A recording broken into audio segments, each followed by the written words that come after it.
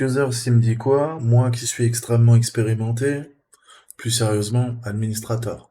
Default account, WDA, Guest, je sais qu'ils sont présents sur n'importe quel Windows. Donc concrètement, on a quoi? On a Rudolph, Sugar Plum, Max Kiddie, Alabaster, Pepper et The Grinch. Ok? Ça, c'est des comptes hein, qui ont été créés. Ok? C'est pas des comptes de service comme par exemple WDA GU Utilité. C'est pas le compte invité, c'est pas le compte administrateur, c'est pas le compte par défaut. Après, vous le savez, je peux faire un net users. Et je veux des détails sur The Grinch. Je lui tape The Grinch. Ok? Donc là, qu'est-ce qu'il va me dire? Techniquement, on va voir, ouais, le compte est actif. Ok, il n'expire pas. Et on voit qu'il fait partie du groupe, quoi. Administrateur, local. Donc là, c'est intéressant parce que lui, il a des privilèges. On va regarder Pepper. Lui, il est que user. Ok? Il est également actif. Donc lui, il m'intéresse pas. Moi, je veux le compte de Grinch, là, hein, techniquement. On va tester sur quoi? Max Kiddy, c'est nous, on sait qu'on l'est pas. On va essayer sur Sugar Plum.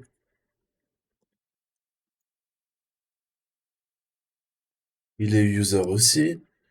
On va essayer sur Alabaster. Alabaster. Il est user, donc c'est pas la fête. Ok, pour l'instant, il n'y a que Grinch. On va aller voir Rudolph.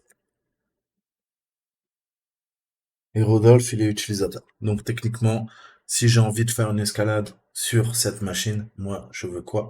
Soit être The Grinch, soit être l'administrateur. Ok? Puisque c'est eux qui ont les comptes à haut privilège. Donc ça, NetUser, hein, pensez lister tous les utilisateurs, NetUser plus le nom de l'utilisateur. Je vais récupérer les informations, les métadonnées sur l'utilisateur. C'est intéressant, c'est important. Ensuite, si je veux récupérer les informations sur le système d'exploitation, je vais les faire un système info. Ok? Mais vous savez que ça génère beaucoup, beaucoup, beaucoup d'infos. Ok? Donc si vous voulez récupérer quoi? Système info, t'aimes pas? Bah oui, surtout quand il manque un S.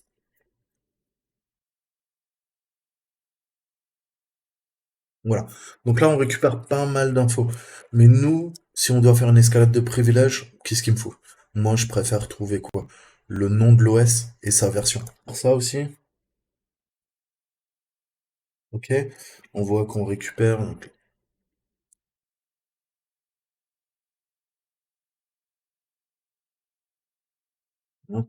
on voit qu'on récupère via cette commande, hein, plutôt que te polluer, là, je peux récupérer directement ce qui m'intéresse. Ok, donc ça c'est intéressant. Vous avez la commande hostname. Qu'est-ce que je peux faire? Je vous avais montré avec find string, je peux lui dire quoi? SI, tu vas me chercher dans tous les subdirectories, dans tous les répertoires sous répertoire. I, insensible à la casse. Et je veux que tu me cherches, par exemple, euh, quelque chose qui comprend password, ok? Dans tous les fichiers .txt. Hmm, intéressant. Ok. Donc on voit qu'on a le console history, ça c'est extrêmement puissant puisque on va pouvoir, on va aller voir tout de suite. Ok, je vais faire un pipe, on va voir ce qu'on récupère. Là c'est vraiment reconnaissance à la main. Donc vous savez que sous Windows, vous avez chaque dans vos répertoires utilisateurs, dans ces deux points user, le nom de votre utilisateur, vous avez ensuite AppData qui est un fichier caché. Ok, dans AppData, vous avez local, vous avez roaming et vous en avez un troisième que j'ai oublié. Euh, et là-dedans, vous avez beaucoup d'informations. Des fois, les applications même s'installent là-dedans. Ok, donc nous, ben, c'est ce qu'on va faire. Hein, on va aller se balader. Microsoft, Windows, PowerShell, PS Readyline. Et là, on a un fichier qui s'appelle console host history. Et là, qu'est-ce que vous voyez? C'est assez intéressant puisqu'on voit hein, tout ce qui s'est passé dans les commandes PowerShell. Ok? Donc, je vous avais montré la dernière fois comment vous pouvez créer des journaux, mais c'est extrêmement utile puisque ça va permettre de vérifier techniquement que j'ai pas un pirate qui est en train d'utiliser PowerShell pour pirater ma machine. Ok. Donc là, c'est intéressant, mais bon, là, franchement, j'ai pas de mot de passe. Alors j'ai peut-être un peu réduit, hein, parce que vous savez, sinon ça bug. C'est le problème du bureau à distance, c'est que c'est loin d'être parfait au niveau de la mise en page.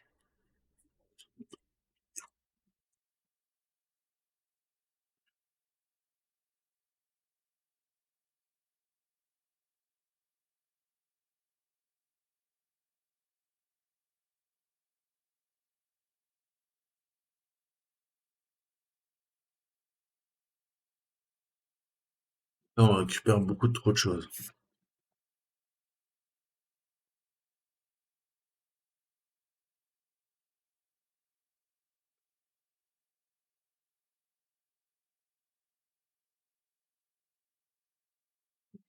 Donc on voit qu'il nous sort des trucs sympas. Je vais lui dire, écoute, redirection dans un fichier qui s'appelle test.txt. Ok. Maintenant, je peux faire un type. J'espère que je vais pouvoir le lire. Ça va partir en cacahuète à chaque fois. Ouais, donc il va falloir que je fasse un contrôle-clic. Non, même pas. Donc, qu'est-ce que je peux faire? Comme c'est de la merde la console, je peux, comme j'ai l'interface graphique, aller sur quoi? Bah, tiens, je vais vous montrer. Utilisateur. Ok? C'est pour ça que vous devez constamment, en fait, faire quoi? Aller dans View, ok? Options. Donc là, vous allez dans Vue, ok, en français. Et malheureusement, il y a quoi? Il y a Hide Extension, ok? Et il y a Do Not Show, quoi? Hidden Files, tatati tata. Nous, on veut les voir. Ah, et là, on voit qu'il y a des trucs bizarres qui apparaissent. Ah, et on a un fichier caché qu'on pouvait pas voir avant. Local now, roaming, etc., etc. Hein, et vous allez voir que très souvent, les virus peuvent se placer là-dedans, ou dans local, vous avez également des applications. Vous avez un fichier temp, allez voir là-dedans, vous pouvez supprimer tout ce qu'il y a dedans. Vous avez plusieurs gigas de données qui ne servent à rien, ok? Puisqu'on oublie, certes, on a un C2.temp, on a un Windows temp, mais on a également un temp dans AppData local. Allez voir, des fois vous pourrez gagner des gigas en supprimant pas temp, supprimez ce qu'il y a dedans. Vous l'avez compris. Ok? Mais moi, qu'est-ce que je veux là? C'était juste voir le fichier que j'ai créé qui s'appelle test. Ok? Qu'est-ce qui nous sort? Ah, control, user, password. On voit qu'on a des trucs sympas là-dedans. Filters, donc vous voyez bien qu'il a réussi à quoi avec le fine string. Donc, je vais zoomer un peu. Vous voyez bien, pas trop non plus. Mais comme il y a de la latence, c'est un bordel monstre.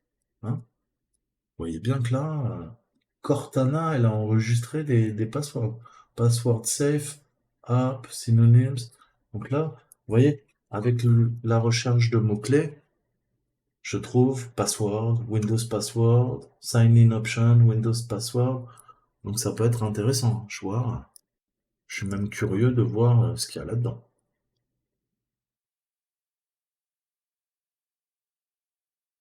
Je retourne là-dedans. Pardon, je retourne sur mon truc. On va lui dire, écoute, copine, CLS, tu clear, et tu me fais un type sur ça.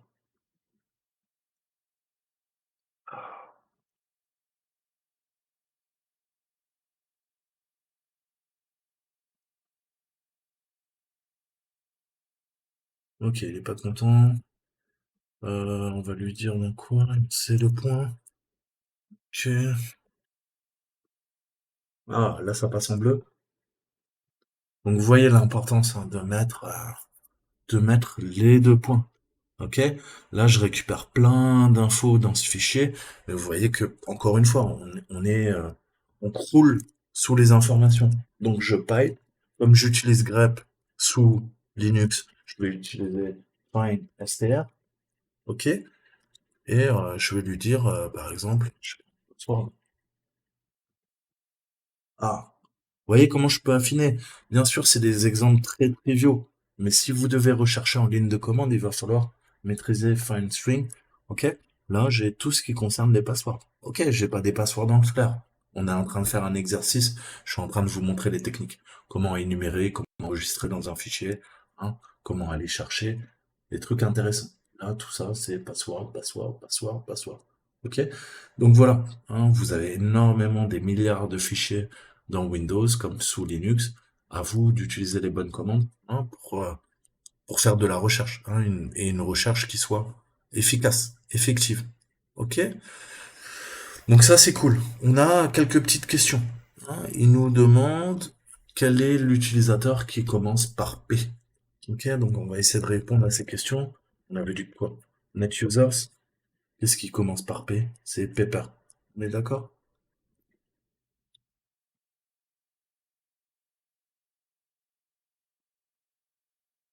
Quelle est la version du système d'exploitation? On a vu qu'on peut faire un système info, mais je vous ai dit utiliser pareil. Utiliser find string, ok? Avec un CB, ok? BC, OS name, OS version. Système info, find string, là, c'est beaucoup plus fin. Vous n'aurez pas 50 000 informations. Ok? OS version, je l'ai là. Hop, clic droit, ça copie, pas besoin du CTRL C en PowerShell. Là, vous faites un CTRL V. Ok. Quel service de sauvegarde avez-vous trouvé en cours d'exécution sur le système? Alors, qu'est-ce qu'on a vu? On a vu en effet qu'on pouvait utiliser la commande WMIC, hein, pour avoir tout ce qui tournait. C'était un peu le bordel. Donc là, qu'est-ce que je vais lui faire? Je vais lui faire mon WMIC qu'on a fait tout à l'heure, mais on va lui faire un find string. Ok? WMIC service list, c'est bien, mais j'ai trop d'informations. Je lui dis, find, tu me charges la chaîne de caractères qui s'appelle quoi? Backup.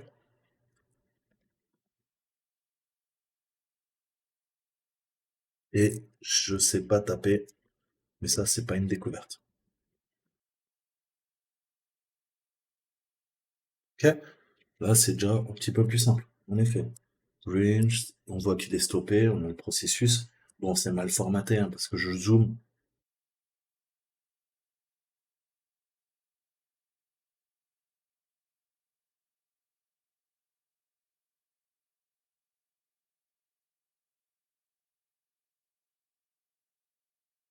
Ok, donc là, on voit qu'on a encore trop d'infos, hein, trop d'infos. D'où l'importance de bien connaître le nom en anglais des services, ça vous fera gagner un temps fou. On a un truc qui s'appelle Hyperius. C'est le service Hyperius, et vous savez que sous Windows, SVC, ça veut dire service. Ok? Donc on a un truc qui s'appelle Hyperius Service. On va voir si ça fonctionne. Hyperius SVC. Ok? Donc c'est du camel case, hein, tout le temps dans Windows, c'est-à-dire quoi? Bah, premier sous-chaîne, hein, Hyperius. Je crois qu'il n'y a pas de E, pardon. Hyperius, c'est en I majuscule, SVC, S majuscule. C'est ce qu'on appelle du camel case. Ok, ouais, toi. Hyperius Backup. Ok, donc vous voyez comment vous pouvez affiner. Ou, bien sûr, vous auriez pu faire quoi? Bah, faire un service list. Et là, ça va être, falloir rechercher. Ok? Vous voyez que c'est... Donc, qu'est-ce que vous pouvez faire si vous connaissez pas le nom du service? Vous faites une redirection, vous l'appelez service.txt. Ok? La version la plus simple. Voilà. Vous allez dans Notepad, n'importe quoi, ce que vous voulez. Vous faites fermer. Il est où mon close? Bon, faites new, vous emmerdez pas. Open. On va récupérer service. Ils sont où mes utilisateurs? Desktop, documents.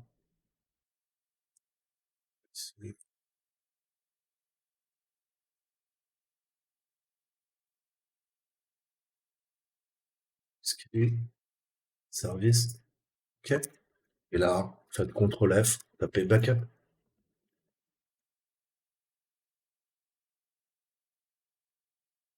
Hyperius backup.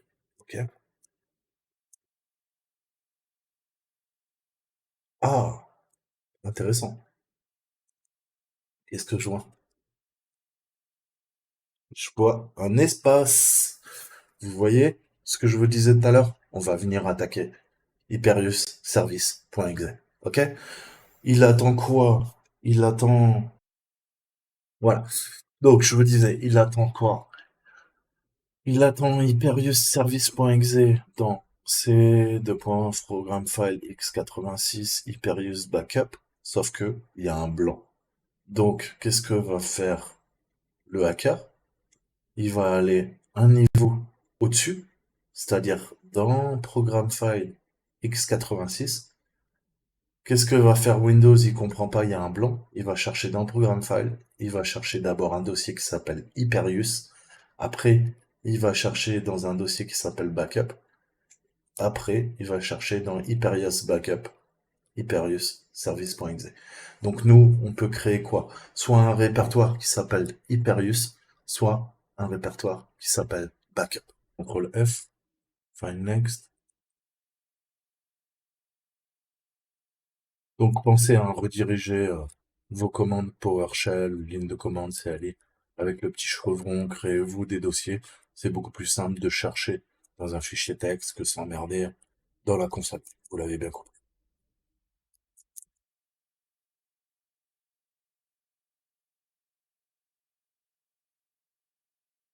Exécutez la commande WOMAI sur la connexion que vous avez reçue. Bah on est qui? Je pense qu'on est Max Kiddy.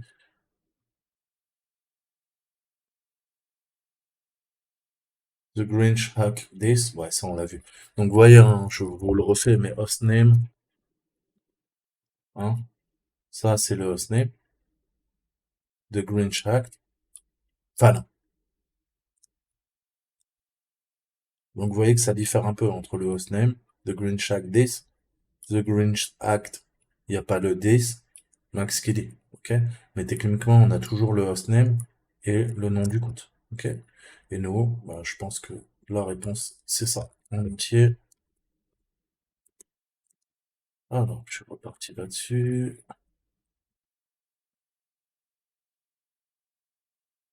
Donc, maintenant, il va falloir exploiter la machine. On va voir un peu. Donc, l'exploitation. Le service de sauvegarde Hyperius souffre d'une vulnérabilité d'escalade de privilèges. Max Kiddy pourrait l'utiliser pour élever ses privilèges sur le système. Lorsqu'Hyperius Backup est installé en tant que service, il peut être configuré pour exécuter des tâches de sauvegarde avec des privilèges administrateurs, même si l'utilisateur actuel dispose d'un niveau de privilège inférieur. Donc, comment on va procéder? On va créer une nouvelle tâche de sauvegarde. Hein, la tâche elle-même n'est pas importante. Vous pouvez définir le chemin de sauvegarde comme max skiddy document. Ensuite, on va définir la destination. À partir de l'onglet destination, on peut définir l'emplacement où la sauvegarde sera écrite. Encore une fois, ça n'a pas d'importance. On peut aller demander à partir du bureau. Autre processus.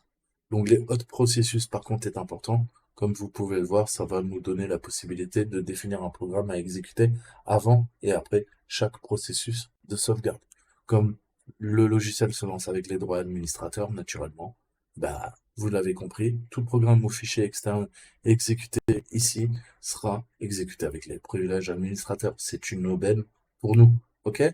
Donc, on va créer un fichier BAT simple et le configurer pour qu'il s'exécute avant la sauvegarde. OK? Et même pas besoin d'aller utiliser MSF Venom, un simple fichier BAT, hein, donc batch, comme on dit, qui est une sorte de script hein, en fait, hein, va lancer notre shell à l'aide de l'utilitaire netcat et on lancera l'éditeur de texte bloc-notes pour lui dire quoi? Eh ben, on va faire notre fichier bat. On commence toujours par un echo off. Je vais lui dire quoi? Je vais lui dire, écoute, tu vas utiliser netcat, ok? Mon adresse IP de mon Kali Linux, un port quelconque, ok? Que je vais choisir, et tu me lanceras cmd.exe, ok? Donc on va faire ça, hein. On va enregistrer le fichier, on va lancer un listener, et quand on va exécuter le service, hein, vous allez voir que bah, ça va fonctionner, pas de secret. Ok? Donc,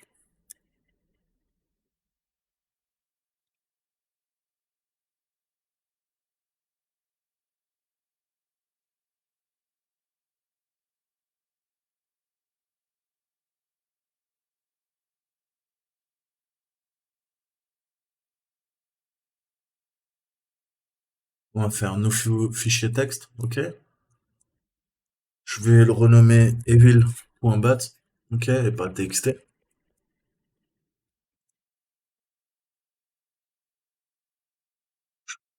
un seul A.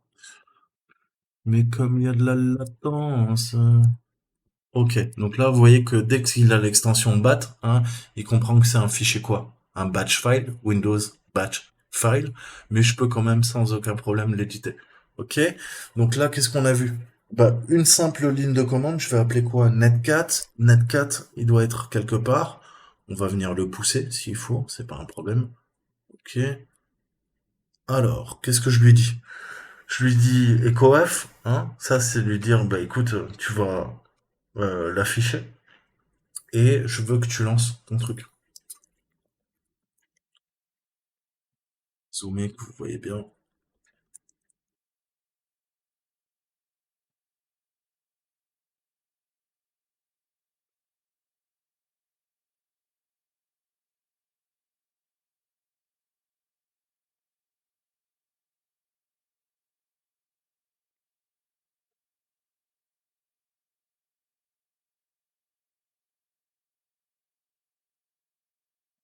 Ok, on pousse notre payload.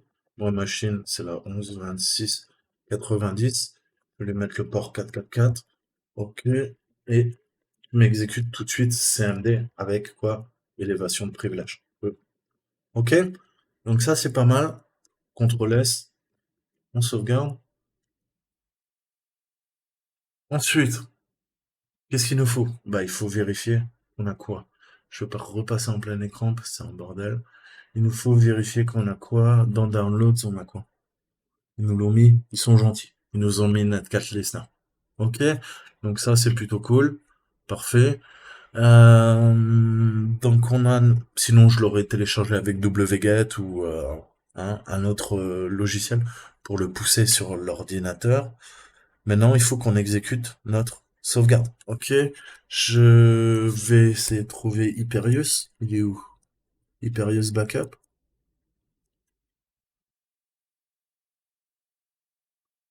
Ok, donc là, qu'est-ce que je vais faire techniquement?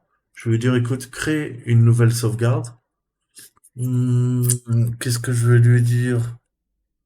Une connerie en fait, hein. N'importe quoi. Add folder. Bon allez, on va lui ajouter un folder. Je vais lui dire un truc à l'arrache, on s'en fout, c'est vraiment pas important. Je vais lui dire tu copies document, par exemple.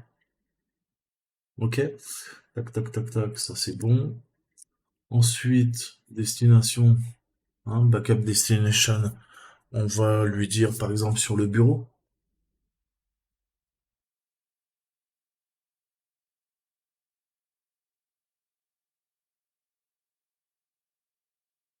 Ok. Ensuite, scheduling. Ok. Vous voyez bien que je peux lui mettre planifié, hein. Ça veut dire qu'à chaque fois que le job se relancera, bah, ça va ouvrir notre porte dérobée. Vous l'avez bien compris. Moi, ce que je veux, c'est quoi? C'est pousser. Ah, et other process, voilà. OK? Run program external file. OK? Je peux même le demander en mode invisible. OK? Run other bob. After backup, bah, je vais reforcer le payload, hein, pour être sûr, m'assurer que ça marche bien. Je vais lui dire en mode, voilà, ça sauvegarde un truc, job name, je vais l'appeler document, pas de souci. Donc là, j'ai mon job de sauvegarde. Ok, qu'est-ce qu'il me faut? Faut que je retourne sur ma machine. On va ouvrir le Netcat Listener. Sinon, je peux pas récupérer la connexion. Donc, un Netcat sur le port 444. Parfait. Je vais vérifier mon pare-feu.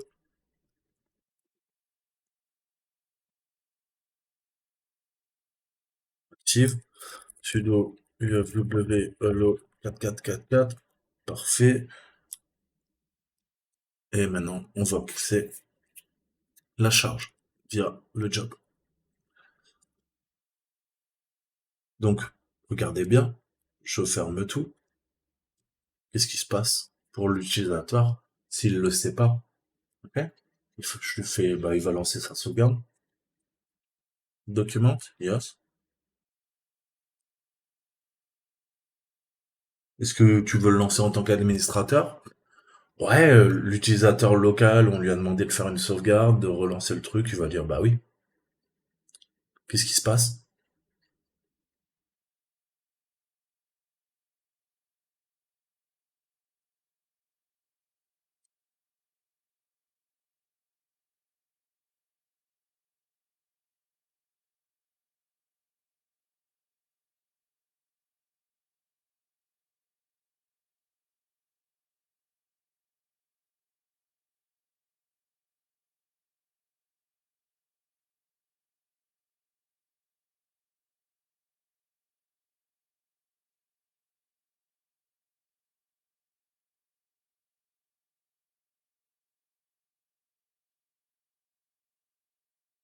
Donc là, bah j'ai pas le mot de passe, ok?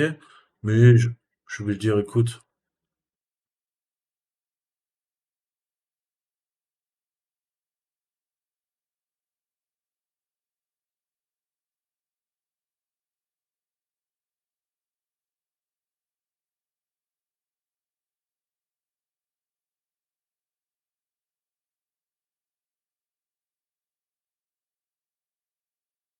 ok?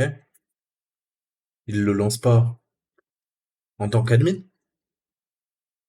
mais vous voyez bien que voilà, on accepte. Et maintenant, on est quoi? On est The Grinch Max Kitty, ok? Donc on a récupéré la main. Donc là, on voit qu'on n'a pas les privilèges suffisants, hein. Techniquement, moi je suis quoi? Bah je suis Max Kiddy. J'ai les droits Max Kiddy. Si je vais dans quoi? Est-ce que je peux afficher vite fait?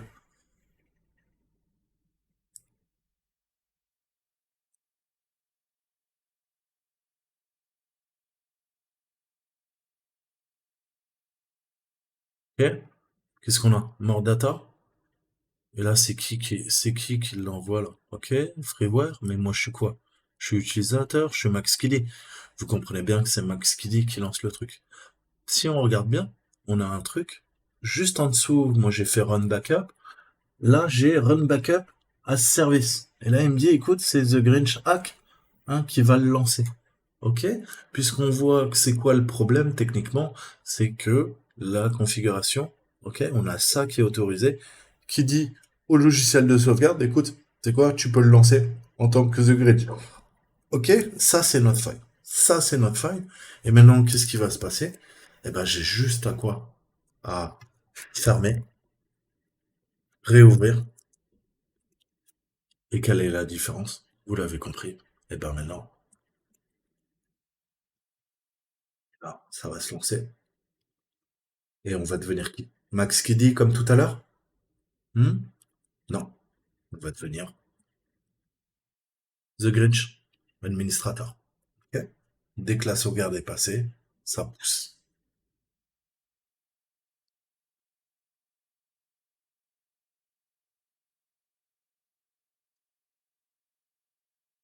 On attend. Il dit que la sauvegarde va prendre 1 minute. Ok.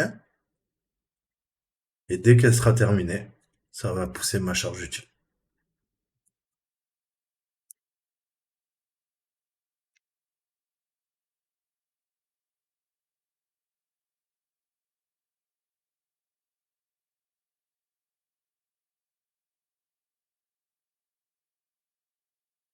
Voilà.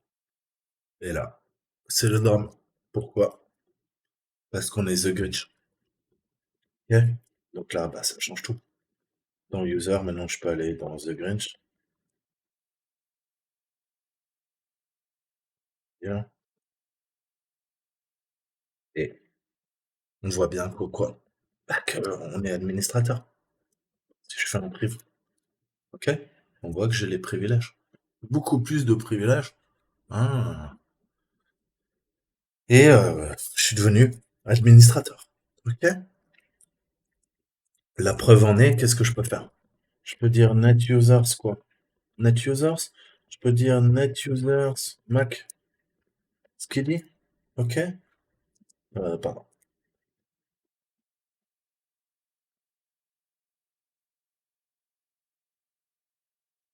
Toto le hacker?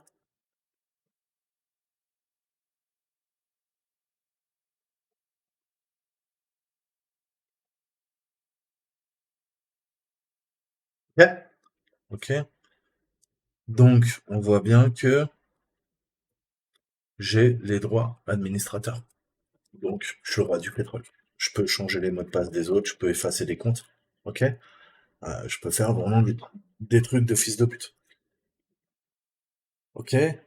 Là, on voit le flag et on voit le drapeau qu'on va venir récupérer, vu que c'est le but, hein, c'est un capture de flag. Ok, parfait. Donc voilà, j'espère que vous voyez un peu comment ça fonctionne. Euh, Ah non, bah on est The Grinch, pardon. Ok. Et dans Schedule, qu'est-ce qu'on a d'autre? On va aller voir. Type. Schedule, où je peux faire un 4, hein, je suis sous 4.